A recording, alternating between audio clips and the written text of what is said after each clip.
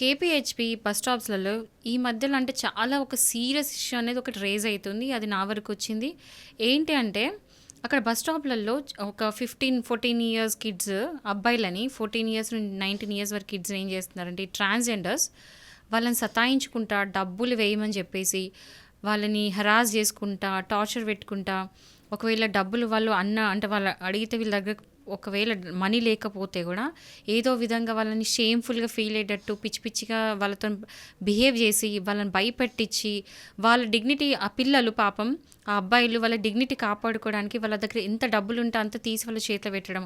14 years నుండి 19 years, 20 years, 25 years ఈ age group బాయ్స్‌కి ఇదొక పెద్ద టార్చర్ అయిపోయింది అక్కడ. బట్ పోలీసులు ఇంకా యాక్షన్ తీసుకుంటలేరు అండ్ వీళ్ళు కూడా ఏం చేయలేరు.